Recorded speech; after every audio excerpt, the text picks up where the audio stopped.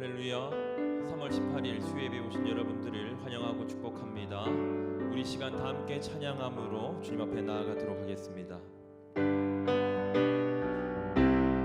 우리 다 함께 손뼉 치면서 함께 찬양합니다.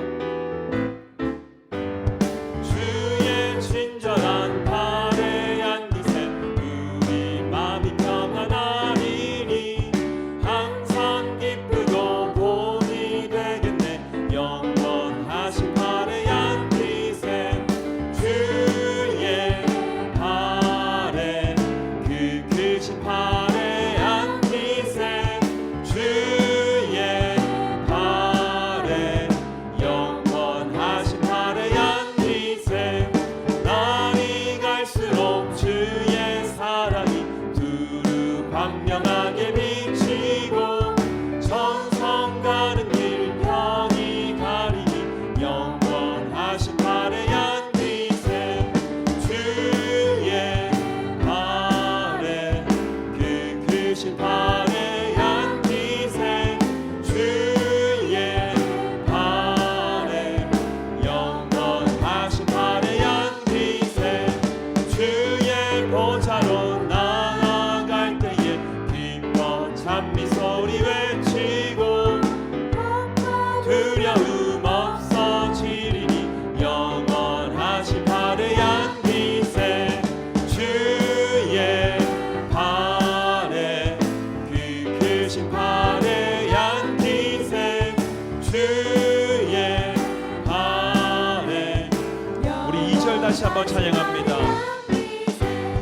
날이 갈수록 주의 사랑이 두루 광명하게 비치고 천성 가는 길 편히 가리니 영원하신 발에 안기세 주의 발에 그 크신 발에 안기세 주의 발에 영원하신 발에 안기세.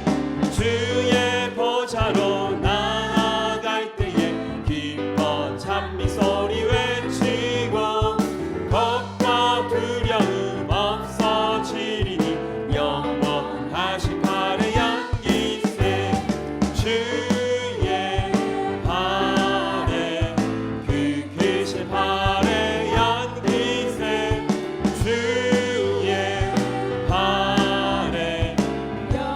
고난 내 영혼 편히 쉴 것과 고난 내 영혼 편히 쉴 것과 풍랑이 일어도 안전한 포구 폭풍까지도 다스리시는 주의 영원한 발을 지에 주의 영원하신 발 함께하사 항상 나를 붙드시니 어느 것에 가든지 요동하지 않으니 주의 팔을 의지함이라.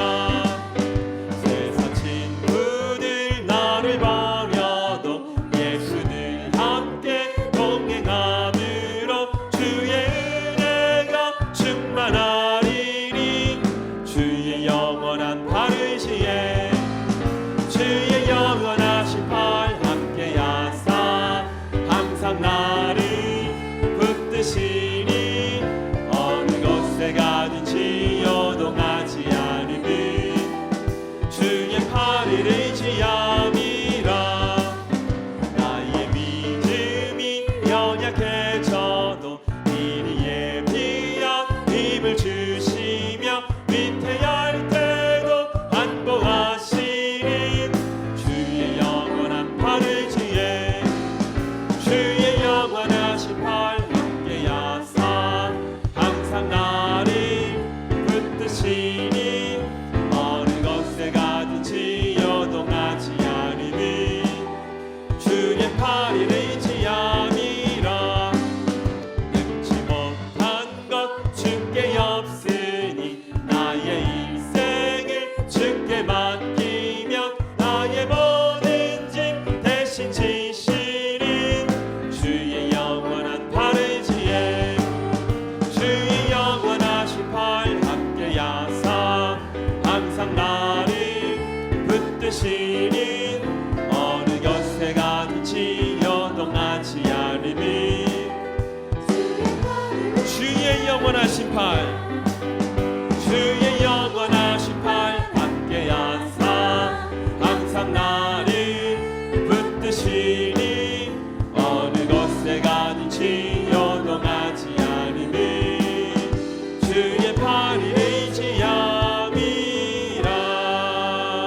할렐루야. 우리 주님 앞에 찬양 영광의 박수 올려드립니다.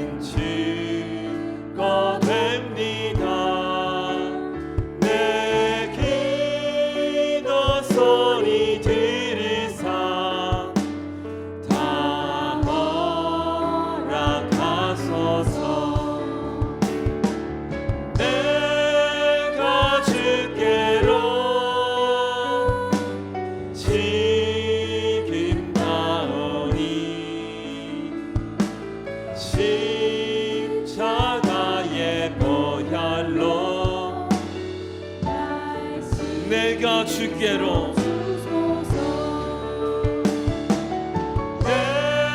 내가 주께로 지금 나오니 십자가의 보혈로 날 씻어 주소서. 우리 전염병 사태 해결을 위한 순환 기도문을 함께 읽겠습니다.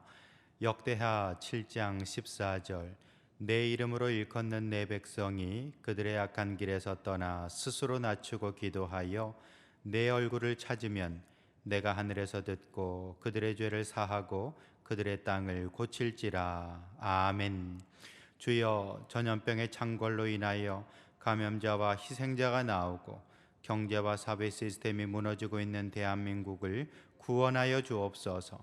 대한민국에 주신 자유와 번영 그리고 하나님의 은혜에 대하여 그 소중함을 모르고 감사하지 않았던 것을 용서하여 주옵소서.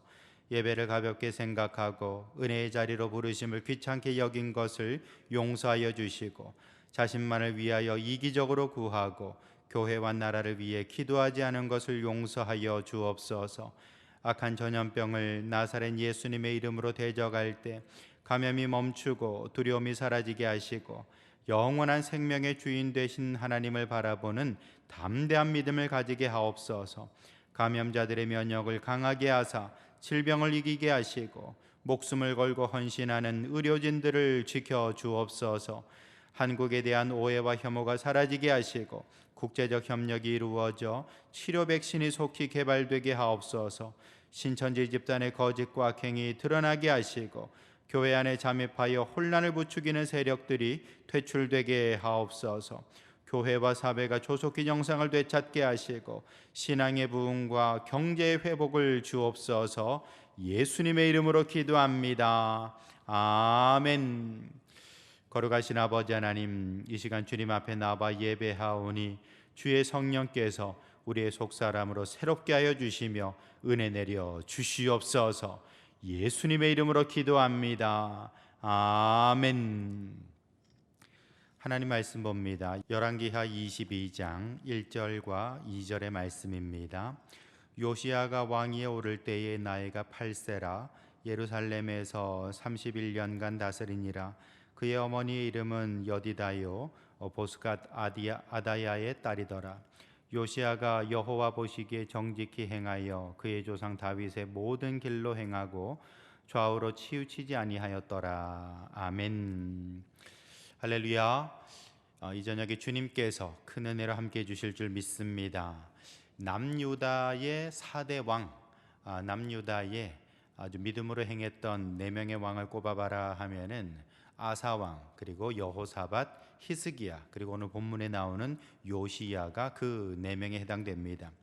물론 이 사람들이 사람이기 때문에 또 흠이 있지요. 또 연약한 부분도 분명히 있습니다. 그럼에도 불구하고 남유다에서 그래도 믿음으로 정치를 잘했던 왕, 하나님 앞에 신실했던 사람들 4사람이 바로 아사, 여호사밧, 히스기야, 요시야 이렇게 됩니다.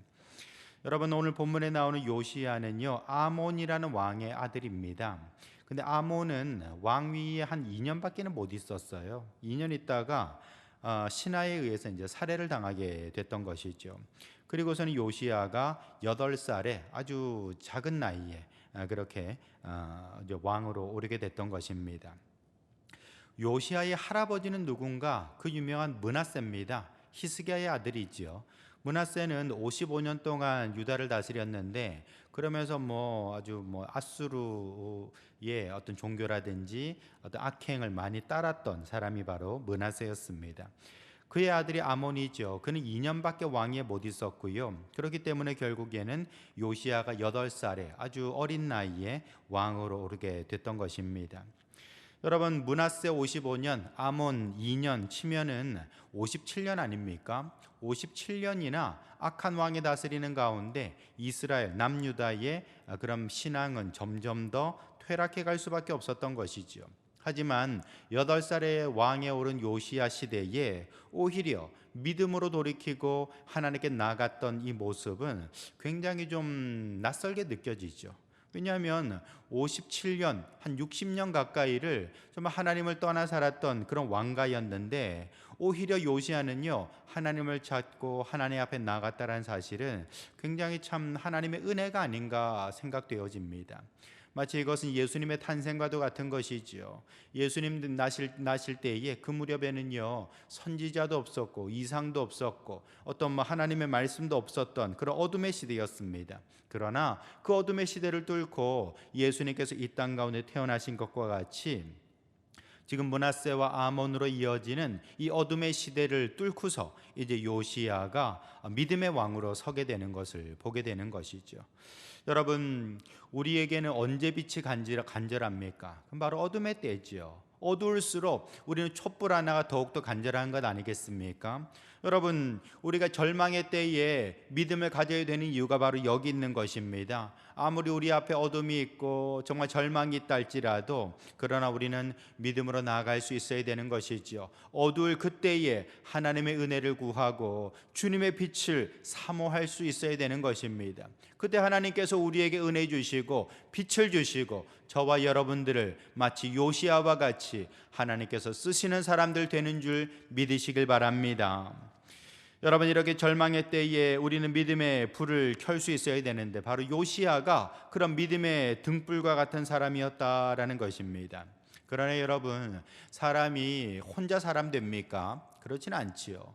주변에 많은 사람들이 있었기 때문에 그가 정말 하나님 앞에 쓰임 받는 사람, 정말 그 시대에 빛과 같은 사람이 될 수 있는 것입니다. 혼자서 잘나서 이렇게 똑똑한 사람 되거나 훌륭한 사람 되는 것이 아니라 주변에서 많은 사람들이 도와줬기 때문에 가능했다라는 것이죠. 오늘 저와 여러분들은 말씀을 통해서 요시야를 그 시대의 믿음의 사람으로 키워낸 사람들이 누가 그들의 선생님 되어줬던가 하는 것을 살펴보고자 합니다. 말씀을 통해서 저와 여러분들도 참으로 나의 참된 선생님이 누구인지를 깨닫고 주님 앞에 나아가는 성도들 되시길 예수님의 이름으로 축원합니다. 첫 번째로 오늘 본문에서는요, 부모의 모범을 발견할 수가 있는 것입니다. 1절에 한번 보시죠. 요시야가 왕위에 오를 때의 나이가 8세라라고 했어요. 여러분, 요시야는 8살에 왕위에 올랐다라는 것입니다. 자, 그런데 8살에 왕이 되었을 때에 그가 어떤 일을 펼치게 됩니까? 5절에 한번 보실까요? 오늘 본문 5절에 보시면은 여호와의 성전을 맡은 감독자의 손에 넘겨 그들이 여호와의 성전에 있는 작업자에게 주어 성전에 부서진 것을 수리하게 하였다라고 했습니다. 여러분, 3절에 보시면 요시야 왕 18째 해에라고 했습니다. 여러분, 그가 왕이 된 지 18년 뒤에 그가 했던 일이 무엇입니까? 성전을 수리하는 일을 했다라고 5절에 나와 있는 것이죠. 성전을 보수했다라는 것입니다. 여러분, 이것은 이 요시야 왕이 하나님을 잘 믿는 사람이었다라는 것을 보여주고 있는 것이죠.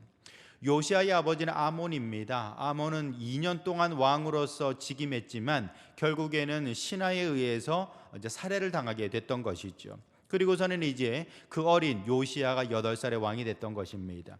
여러분, 8살짜리가 왕으로서 어떤 일을 할 수가 있습니까? 할 수 없지요. 가서 기역 니은 하고서 이렇게 글자 배워야 될 나이인데 어떻게 왕으로서 이렇게 역할을 감당하겠습니까? 그렇다면은 누가 요시야를 돌봐줬을까요? 오늘 1절에 나오죠. 보시면은 그의 어머니 이름이 여디다라고 했습니다. 다시 말해서 그의 어머니가 이 요시야의 섭정 여왕으로서 그렇게 이제 옆에서 이게 군림했었다라는 것이죠. 8살짜리 요시야는요, 어머니의 품속에서 그렇게 자랐던 것입니다. 그러면서 결국에는 왕의 수업을 받게 되고 통치자로서 자라갈 수가 있었던 것이죠. 근데 여러분, 이제 18년이 지난 뒤에 요시야는 어떤 왕이 됐던 것입니까? 할아버지나 아버지를 따라서 하나님을 배반하고 앗수르를 섬기는 그런 왕이 아니고요, 오히려 하나님을 잘 섬기는, 성전을 보수하는 믿음의 왕으로 서갔던 것을 볼 수가 있는 것입니다. 이게 다 누구 덕입니까? 여디다가 그 아들을, 그 왕을 참 믿음으로 잘 양육했기 때문에 가능했다라는 것을 우리가 알 수 있는 것이죠. 사실 여러분, 요시야는 8살의 왕이 됐습니다만 그가 그 8살의 왕 된 이유가 어디 있습니까? 아버지가 이렇게 살해를 당했기 때문인 것이죠. 여러분, 아버지 아몬 왕은 하나님을 제대로 믿는 사람 아니었습니다. 아버지는 불신앙의 왕이었고요, 뿐만 아니라 권력의 암투 때문에 살해를 당했다라는 것이죠. 이런 것들을 보면서 요시야는 어떤 영향을 받겠습니까? 좋은 영향을 받을까요? 나쁜 영향을 받을까요? 대부분 나쁜 영향을 많이 받을 겁니다. 아버지의 그런 불신앙의 모습을 보게 되는 것이고, 궁중에서 벌어지는 권력의 암투를 바라보면서 야, 세상은 참 이렇게 악랄한 곳이구나, 내가 더 악해지지 않으면은 저들에게 잡아먹히겠다, 뭐 그런 생각하지 않았겠습니까? 그러나 그가 8살의 왕이 된 뒤에 18년이 지나는 세월 동안에 그는 하나님을 경외하는 왕으로 변화되어 있었다라는 것이죠. 이것이 다 누구 덕인가? 어머니가 믿음으로 잘 양육했기 때문에 가능했던 일이다라는 것을 알 수 있습니다. 사람은 마음의 상처를 받으면요, 그것이 커가면서 아주 지대한 영향을 끼칩니다. 그래서 뭐 인생을 참 헛살고 인생이 망가진 사람들 인터뷰를 해보면요, 자기가 어릴 때 상처받아서 그렇다고 그렇게 얘기하는 사람들이 많았어요. 부모로부터 상처받고 선생님께 상처받고 뭐 이런저런 세상으로부터 상처받았기 때문에 내가 지금 이렇게 삶이 망가졌노라, 그렇게 얘기하는 사람들이 있죠. 뭐 그것이 일면 타당해 보이기도 합니다만, 또한 그것 또한 핑계라는 사실을 우리가 기억해야 됩니다. 여러분, 아무리 상처 많이 받아도요, 그것을 선한 것으로 바꿔내는 사람들이 있다라는 거예요. 아무리 어렵고 힘든 상황 속에서 정말 마음에 깊은 상처를 받는다 할지라도 그것을 오히려 자신의 삶의 어떤 선한 원동력으로 삼는 사람들이 있더라는 것입니다. 그러므로 여러분, 과거에 받았던 아픔들, 마음의 상처들은 지금의 내 삶의 어떤 이유가 될 수도 있겠지만 핑계도 될 수 있다는 사실을 기억해야 될 것입니다. 여러분, 사람은요, 마음속에 회복 탄력성이라는 것이 있습니다. 이 회복 탄력성이라는 게 뭐냐면, 우리가 상처를 받죠. 하지만 치유하는 능력이 우리에게 있는 거예요. 우리가 어디 뭐 찢어지거나 하면요, 내 몸에서 약이 나오죠. 그래서 정말 그 피가 나는 걸 멈추게 하고 거기 이제 어떤 그 다른 병균들과 싸워가지고 그 피부를 재생시키는 능력이 나에게 있는 겁니다. 그게 바로 회복 탄력성입니다. 우리 마음도 마찬가지입니다. 살아가면서 부모로부터 상처를 받거나 세상으로부터 따돌림을 받았다 할지라도 나에게 있는 회복 탄력성이 있으면요, 그것을 잘 극복해내고 회복되어서 오히려 더욱더 훌륭한 사람이 될 수 있다라는 것입니다. 여러분, 그렇다면은 우리에게 회복 탄력성을 주는 것이 무엇입니까? 그것은 바로 사랑이라고 얘기합니다. 여러분, 전문가들이 다 연구를 해보고 조사를 해보니까요, 사람의 마음에는 회복 탄력성이 있는데 그 회복 탄력성을 활성화시켜주는 것이 무엇인가? 사랑이더라는 것이죠. 그래서 우리가 어떤 상처를 받지만 또한 다른 이로부터 사랑을 받게 되면요, 내가 받은 상처를 극복하고 우리는 훌륭한 사람으로 성장해 갈 수 있다라고 얘기하는 거예요. 에이미 워너라는 교수가 있는데요, 이 사람이 정말 여러 불우한 가정에서 자라는 아이들을 조사를 해봤던 거예요. 뭐 불우한 가정에서 자라났습니다. 뭐 부모님이 술주정뱅이고요, 마약도 하고요, 경제력이 없으니까 학교도 안 보내는 거예요. 이렇게 정말 불우하고 가난하고 힘든 가정에서 자란 아이들은 당연히 좀 잘 안 되지 않겠습니까? 아니, 배운 게 없고 맨날 부모한테 두들겨 맞는데 그 아이가 어떻게 훌륭한 사람으로 성장하겠습니까? 그런데 조사해 보니까 그런 불우한 가정에서도 훌륭한 사람으로 자라가는 아이들이 있더라는 거예요. 도대체 무엇이 저 아이를 훌륭한 사람으로 만들어 놨는가? 무엇이 저 아이의 마음을 변화시켜 놨는가? 조사를 해보니까 사랑이더라는 겁니다. 부모님이 사랑을 못 주면요, 옆집 아저씨라든지 또는 뭐 교회 목사님이라든지 누구라도 사랑을 베풀어 주게 되면 그것이 그 아이의 마음에 있는 회복 탄력성을 활성화시키더라는 것이죠. 그래서 술주정뱅이 부모님께 자라도요, 나는 커서 훌륭한 사람 돼가지고 술주정뱅이 가정에서 자라는 아이들을 위로해주는 사람이 되겠다, 상담해주는 사람이 되겠다, 저들을 정말 도와주는 사람이 되겠다, 그런 생각을 하게 되더라는 것입니다. 여러분, 우리는 살아가면서 상처받고 살아갑니다. 뭐 이 자리에 계신 분들 상처 안 받은 사람은 어디 있습니까? 살아가면서 크고 작은 상처들이 내 마음에 여기저기 박혀 있죠. 그것 때문에 우리는 정말 이렇게 살아가노라고 그때마다 핑계를 대고 이유를 보여줍니다. 여기 한번 보라고, 그 상처 때문에 내가 이렇게 됐다고 얘기하는 거예요. 그러나 여러분, 그것은 핑계일 수 있는 것입니다. 우리 사람에게는 회복 탄력성이라는 것이 있습니다. 그것이 활성화될 수 있어야 되는 것이죠. 근데 또 우리는 얘기할 수 있습니다. 나에게 사랑을 준 사람이 아무도 없습니다 라고 말할 수도 있겠죠. 여러분, 그러나 그때마다 우리는 예수 그리스도를 바라보시기 바랍니다. 하나님은 저와 여러분들을 사랑하고 계신 줄 믿으시길 바랍니다. 하나님께서는 우리에게 무한한 사랑을 베풀어 주시는 분이세요. 우리를 사랑하시기 때문에 독생자를 나 대신에 십자가로 보내신 분이십니다. 그 사랑을 우리가 생각한다면 내 마음속에서 회복 탄력성이 활성화되고 회복될 수가 있는 것이죠. 요한일서 4장 18절에 보시면 사랑 안에 두려움이 없고 온전한 사랑이 두려움을 내어 쫓는다라고 했습니다. 여러분, 내 마음속에 사랑이 들어오게 되면요, 두려움을 쫓아내고 우리는 회복되는 인생이 될 수 있다는 것입니다. 여러분들의 가정에서 상처받고 부모님으로부터 안 좋은 영향을 받았을 수 있습니다. 여러분들이 학교에서나 또는 사회에서 정말 안 좋은 영향을 받았을 수 있습니다. 그런 것들이 마음의 상처가 되고 아픔이 되어서 삶이 엉뚱한 대로 흘러갔다라고 말할 수도 있겠죠. 그러나 우리가 하나님의 사랑을 받게 되면, 그 사랑 앞에 나가게 되면 우리 안에 있는 회복 탄력성이 활성화되어서 우리는 모든 상처를 극복하고 훌륭한 사람, 복된 사람으로 서갈 수 있다는 것이죠. 그러므로 성도 여러분, 저와 여러분들은 하나님의 사랑을 바라보고 나아가는 성도들 되시길 예수님의 이름으로 축원합니다. 시편 27편 10절에 보시면 내 부모는 나를 버렸으나 여호와는 나를 영접하리시리이다 라고 했습니다. 아주 적나라한 표현인 것이죠. 부모는 나를 버릴 수 있지요. 그럴 수도 있습니다. 그런 부모는 극히 드물지만 그러나 정말 부모로부터 우리는 상처받을 수도 있잖아요. 그러나 여호와는 우리를 영접해 주시는 분이라는 것입니다. 여러분, 세상 속에서 의지할 사람이 없고 세상 속에서 사랑을 받을 대상이 없다면은 여러분, 하나님 바라보시기 바랍니다. 하나님은 저와 여러분들을 사랑하신다라는 것입니다. 그러므로 저와 여러분들은 하나님의 사랑 가운데에서 우리의 영혼이 회복되고 치유되는 은혜가 있으시길 예수님의 이름으로 축원합니다. 두 번째로 오늘 본문에 보시면 신앙의 모범이 등장하고 있어요. 여러분, 그 사람은 바로 대제사장 hil기야입니다. 여러분, 이 대제사장 hil기야가 바로 요시야 왕의 어떤 신앙의 모범이 되었다라는 것이죠.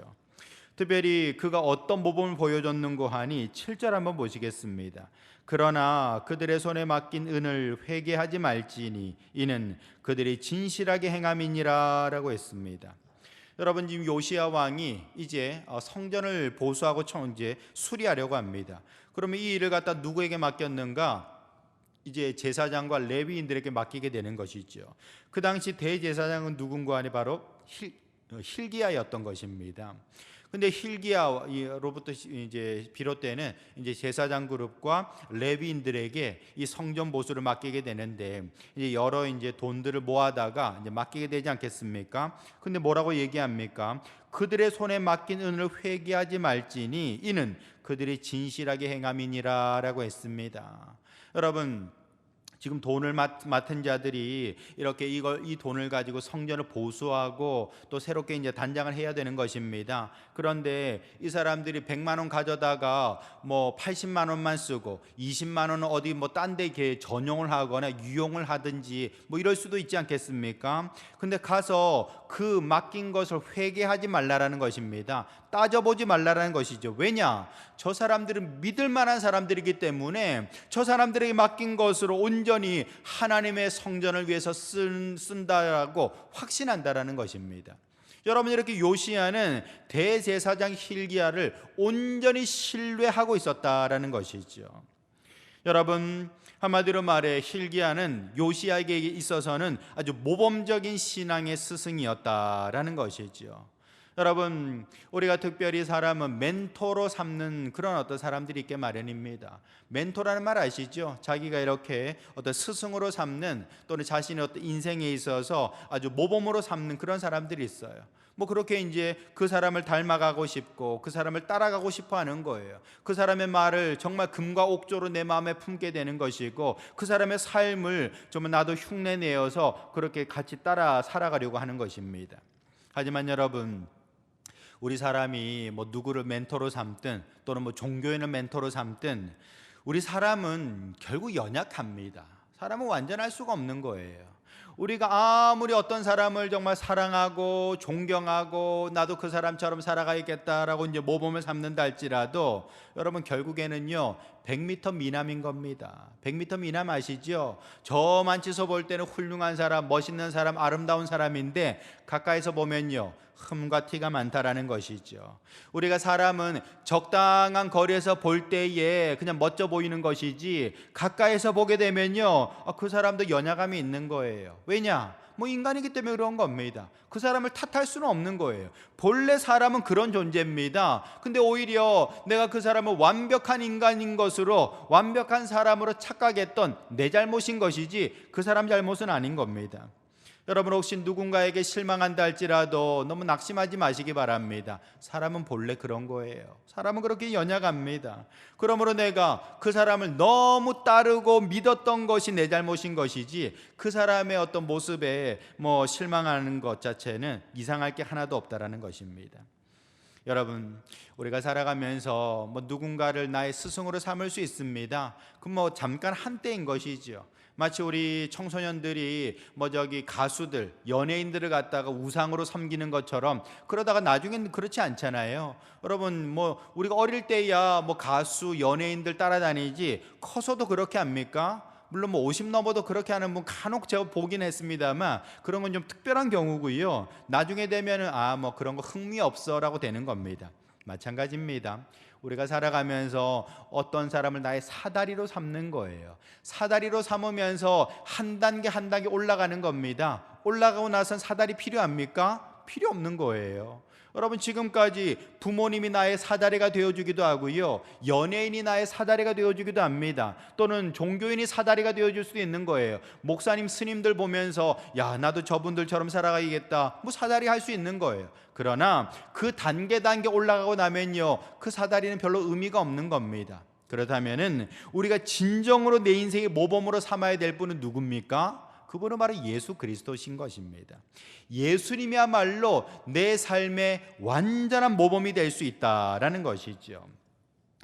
여러분 예수님 어떤 분이십니까? 예수님은 가난한 집에서 태어나셨습니다. 가난한 집에서 태어나셨음에도 불구하고 나중에 많은 사람들에게 꿈을 주고 희망을 주는 사람으로 변화되지 않습니까? 가난을 극복하신 분, 그분이 바로 예수님이시죠. 그러므로 여러분 혹시 여러분 가운데 가난하고 힘든 가정 가운데 살아봤다면 예수님을 모범으로 삼으시기 바랍니다. 우리도 예수님처럼 참으로 가난을 극복하고 이 세상에 빛을 주고 유익을 주는 사람이 될 수 있다는 것입니다. 뿐만 아니라 예수님은 하나님을 사랑하는 그런 모범을 보여주신 분이세요. 여러분 사람들이 하나님을 사랑합니다 라고 말하지만 예수님처럼 하나님 사랑하는 분이 있을까요? 여러분 예수님은요 하나님을 너무나도 사랑하시기 때문에 그 하나님의 명령, 하나님의 그 말씀에 끝까지 순종했습니다. 그래서 십자가까지 지게 되셨던 거예요. 여러분 이렇게 예수님은 온 삶을 통하여서 하나님을 예배하시는 분이었다라는 것입니다. 그러므로 저와 여러분들이 하나님을 사랑하려면, 하나님을 순종하며 살아가려면 예수님 닮아가시길 바라겠습니다. 뿐만 아니라 예수님은요 사람을 사랑하시는 분이었다라는 것입니다. 예수님처럼 사람을 사랑하신 분이 없죠. 얼마나 많은 죄인들을 용서하셨습니까? 심지어는 간음하다가 현장에서 잡힌 여인이 보좌 앞에 왔을 때에도 그 여인을 용서해 주셨습니다. 나도 너를 정죄하지 아니하노라. 여러분 예수님은 그 여인을 정죄할 수 있는 자격이 있는 분입니다. 예수님 하나님이시잖아요. 누가 죄를 정죄할 수 있습니까? 당연히 하나님이 정죄하고 하나님이 심판하시는 것이죠. 그렇다면 하나님이신 예수님께서 간음하다가 현장에서 잡힌 여인을 심판하고 지옥에 보낼 수 있습니다. 그럼에도 불구하고 예수님 말씀하시기를 나도 너를 정죄하지 아니하노라 라고 얘기했습니다. 그렇게 우리 예수님은 죄인을 용서해 주셨다라는 것입니다. 여러분 우린 살아가면서 사람 용서 못할 때 참 많지요. 그런데 예수님은 죄인까지도 용서하셨습니다. 그러므로 우리가 그 예수님을 나의 모범으로 삼게 되면은 많은 사람들이 용서할 수 있을 거예요. 많은 사람들이 용서하면은 여러분의 마음이 훨씬 더 가벼워지게 되고 훨씬 더 높은 인생으로 날아오를 수가 있게 되는 것이죠. 무거우면 못 날아오릅니다. 원수 맺은 게 많으면 못 날아올라요. 그러나 예수님을 닮아가서 내가 죄인들을 다 용서하고 원수 맺은 것들을 다 풀어버릴 때에 우린 점점 더 높은 자리에 오를 수가 있게 되는 것입니다. 여러분, 결국에는 우리는 사람을 보고 실족할 것이 아니라 예수님을 보고 믿음으로 정말 성장할 수가 있어야 된다는 것입니다. 어떤 분은요, 아유 나는 사람들 보기 싫어가지고 교회 안 나온다 하시는 분이 계세요. 여러분, 사람 보면 실족합니다. 사람 보면 넘어질 수밖에 없습니다. 저와 여러분들은 예수 그리스도를 내 마음에 품음으로 말미암아서 믿음으로 성공하고 믿음으로 일어설 수 있어야 되는 것이죠. 디모데후서 1장 13절에 보시면 너는 그리스도 예수 안에 있는 믿음과 사랑을 본받으라 라고 했습니다. 우리는 예수님 안에 있는 믿음, 예수님 안에 있는 사랑을 본받는 자가 되어야 된다는 겁니다. 여러분, 요시야는 힐기야와 같은 그런 신앙의 스승이 있었기 때문에 믿음의 사람 될 수 있었지요. 저와 여러분들은 예수 그리스도를 따름으로 말미암아 주 안에서 더욱 믿음의 사람으로 살아가시길 예수님의 이름으로 축원합니다. 세 번째로 영성의 모범이 오늘 본문에는 등장하고 있습니다. 여러분, 요시야가 이제 성전 수리를 명령하게 되고요. 이제 힐기야와 그 제사장 레위인들이 이 성전 수리를 진행했는데 성전을 수리하다가 율법서를 하나 찾아낸 거예요. 먼지가 수북이 쌓인 책을 찾아냈습니다. 그걸 읽어보니까 율법서인 겁니다. 하나님의 말씀인 것이죠. 그런데 거기에 보니까 아마 심판의 말씀이 기록이 돼 있었던 것 같아요. 그게 깜짝 놀랍니다. 아니, 어떻게 이런 저주와 심판의 말씀이 기록될 수 있는가? 그래서 이 말씀이 진짠가 가짠가 하는 것을 누구에게 보내어서 판별을 받게 됐는고 하니 바로 여선지자 훌다라고 했습니다. 여러분, 이 훌다에게 가가지고 이 율법책은 이제 들려 보여줬다라는 것입니다. 여러분, 그래서 이제 15절에 보시면 훌다가 그들에게 이르되 이스라엘 하나님 여호와의 말씀이 너희는 너희를 내게 보낸 사람에게 말하기를 여호와의 말씀이 내가 이곳과 그 주민에게 재앙을 내리되 곧 유다 왕이 읽은 책의 모든 말대로 하리니라고 했습니다. 여러분, 이 말씀이 저주의 말씀인데 이거 하나님 주신 말씀이 맞다라는 겁니다. 그것을 여선지자 훌다가 이렇게 들려줬다라는 것이죠. 여러분, 결국엔 나중에는요, 요시야가 이 종교개혁을 일으킵니다. 이 종교개혁을 일으키는 이유가 어디 있는가? 바로 여선지자 훌다의 말 때문이었다라는 것입니다. 이 말씀대로 너희가 행하지 않으면 저주를 받게 된다라는 그 얘기를 듣고 깜짝 놀라가지고 우리가 잘못했습니다 하나님 하면서 하나님 앞에 나아가는 종교개혁을 일으키게 됐다라는 것이죠. 여러분, 우리가 여기서 한 가지 의문을 가질 수 있죠. 왜냐하면 힐기야가 누굽니까? 대제사장이죠. 여기 보면 또 사반이라는 사람이 나오는데 사반은 서기관입니다. 서기관은요, 쉽게 말하면 율법학자입니다. 여러분, 대제사장이 있죠, 율법학자 있죠. 아니, 성경에 나와 있는 거 보면은 당연히 이것이 하나님의 말씀인 줄 알아서 그 말씀대로 이제 풀어줄 수 있어야 되는 것이죠. 그런데 힐기야나 사반이 아니라 오히려 여선지자 훌다에게 가가지고 이것을 판별받고 있다, 말씀을 풀이하고 있다라는 것은 어떤 의미가 되는가? 여러분, 그 당시에 훌다가 영성의 모범이었다는 것을 말해주고 있습니다. 물론 그렇다 그래서 힐기야라든지 이런 사람들이 영적으로 무딘 사람이다라고 말할 수는 없겠습니다만 어쨌든 여선지자 훌다가 아주 영적으로 민감한 사람이고 하나님의 말씀을 대언하는 그런 권위 있는 사람이었다는 걸 알게 되는 것이죠. 그 당시에 훌다는 어떤 사람입니까? 마치 등대와도 같은 사람이죠. 여러분, 배가 그 깜깜한 바다를 지날 때에, 밤바다를 지날 때에 등대를 보면서 아하, 저기가 저기고 여기가 여기구나, 이게 판별해서 가지 않겠습니까? 마찬가지로 우리가 정말 이 인생을 살아가면서 영성의 등대가 필요하다라는 거예요. 요시야 시대에는 훌다라는 이 여선지자가 영성의 등대였고요, 오늘날에는 우리가 무엇으로 영성의 등대를 삼을 수 있어야 되는 겁니까? 그건 바로 성령님인 것이죠. 성령께서 저와 여러분들의 영성의 등대되는 줄 믿으시길 바랍니다. 여러분, 사람들은 세상을 살아가면서 많은 것들을 듣습니다. 사람과도 많은 얘기를 듣게 되고 또 많은 것들을 보게 되죠. 근데 여러분, 결국 사람은 듣고 싶은 것만 듣고 보고 싶은 것만 보려고 하는 것 같아요. 그게 우리 인간의 모습입니다. 아무래도 저주의 말 좋아합니까? 축복의 말 좋아합니까? 당연히 축복의 말 좋아하겠죠. 그래서 우리는 저주의 말은 그냥 못 들은 셈 치고 축복의 말만 따라가려고 하는 거예요. 뿐만 아니라 나에게 안 좋은 거 좋은 거 있으면요, 안 좋은 거 말고 좋은 것만 보려고 하지 않겠습니까? 물론 또 그렇게 살아가야겠죠. 그럼에도 불구하고 우리는요, 정말 이 세상 살아가면서 좋은 거 안 좋은 거 다 보게 됩니다. 안 좋은 거 좋은 거 다 듣게 되는 것입니다. 당연히 여러분, 지금 이 시대도 한번 보십시오. 지금 이렇게 중국에서 유입된 코로나 바이러스로 말미암아서 교회 문도 닫혔죠. 또 이렇게 온 나라가 정말 고통받고 있지 않습니까? 정말 장사하시는 분들 어떻게 살아가시는지 모르겠어요. 정말 다들 이렇게 고통받는 상황 속에 있습니다.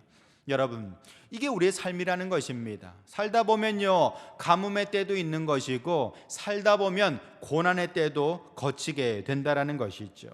그렇다면은 우리가 이때에도 아니야 우리 이런 것들은 나의 삶이 아니야 부정하고 좋은 것만 보려고 하고 좋은 것만 들으려고 하시겠습니까? 그럴 수 없는 것이죠. 여러분, 우리가 좋은 것 보고 좋은 것 듣는 것 중요하지만 그렇다고 해서 현실을 도피할 수는 없는 겁니다. 지금 당장 내 앞에 고난이 있는데 이걸 어떻게 도망가겠어요? 그렇다면은 우리에게 필요한 게 뭡니까?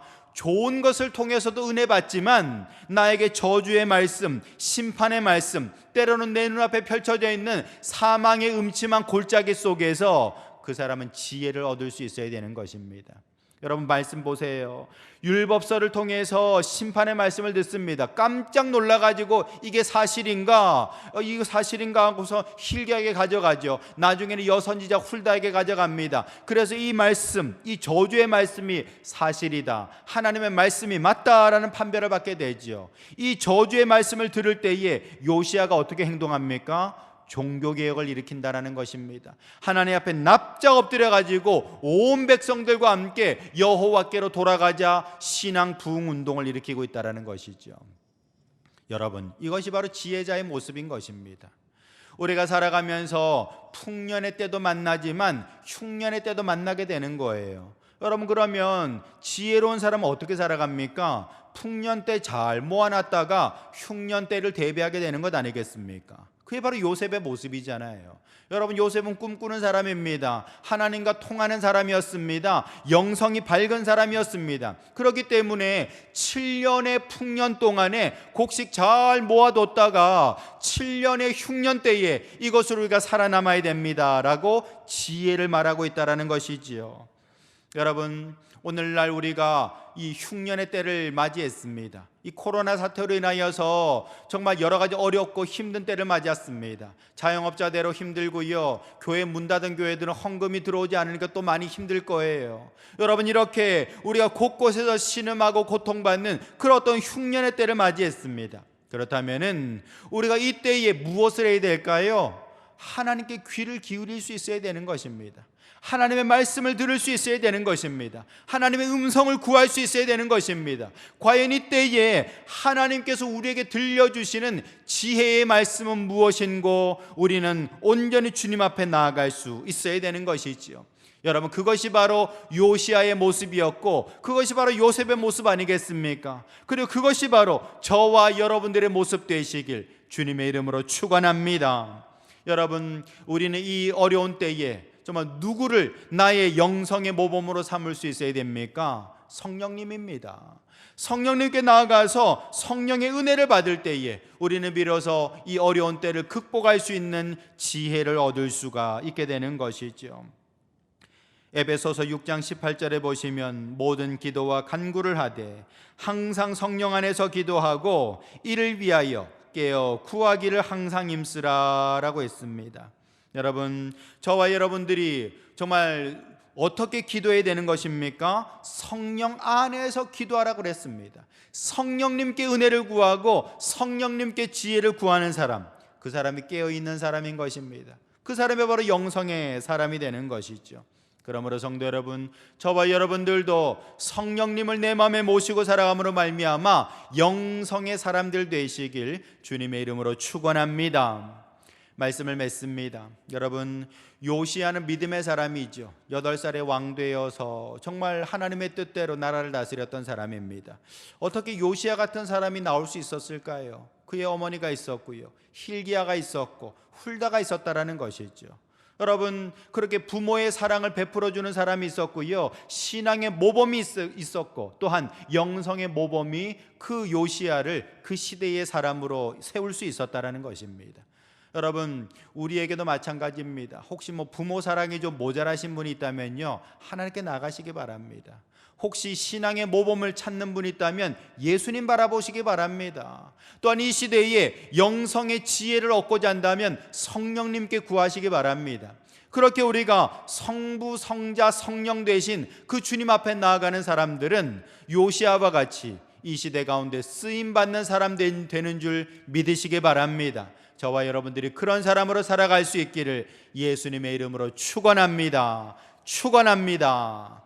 걸어가신 아버지 하나님, 참으로 요시야와 같이 우리도 그 시대에, 이 시대에 쓰임받는 인재들이 되게 하여 주시옵소서. 참으로 하나님으로부터 부모님의 사랑을 체험받게 도와주시옵시고 예수님을 통하여서 신앙의 모범을 온전히 소유하게 도와주시며 성령님을 통하여서 이 시대에 깨어있는 영성의 사람 될 수 있도록 역사하여 주시옵소서. 그래서 우리 한 사람 한 사람을 통하여 이 시대 가운데 쓰임받는 복된 인재들이 될 수 있도록 역사하여 주시옵소서.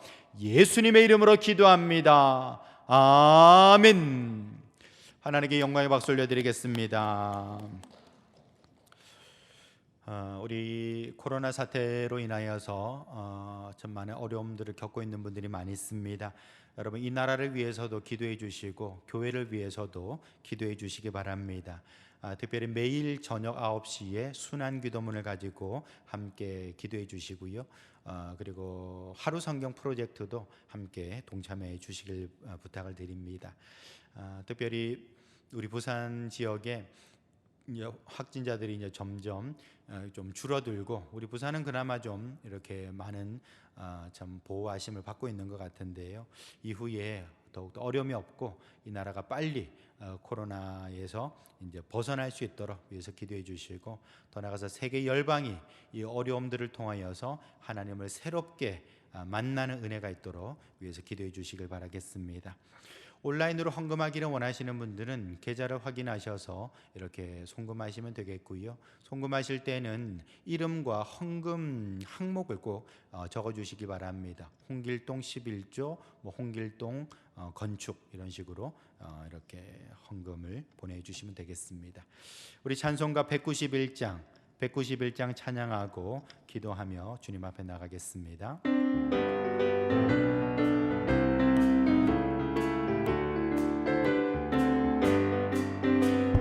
매일 기쁘게 순례의 길에 감은 주의 팔이 나를 안보함이요, 내가 주의 큰 복을 받는 참된 비결은 주의 영이 함께함이라. 성령이 계시네, 할렐루야 함께하시네. 좁은 길을 걸으며 밤낮 기뻐하는 것 주의 영이 함께함이라. 죄에 빠져서 평안함이 없을 때 예수 십자가의 공로 힘입어 그 발 아래 엎드려 참된 평화 얻으면 주의 영이 함께함이라. 성령이 계시네, 할렐루야 함께하시네. 좁은 길을 걸으며 밤낮 기뻐하는 것 주의 영이 함께함이라. 모든 염려하시니 나는 숲의 새와 같이 기쁘다. 내가 기쁜 마음으로 주의 뜻을 행함은 주의 영이 함께함이라. 성령이 계시네, 할렐루야 함께하시네. 좁은 길을 걸으며 밤낮 기뻐하는 것 주의 영이 함께함이라.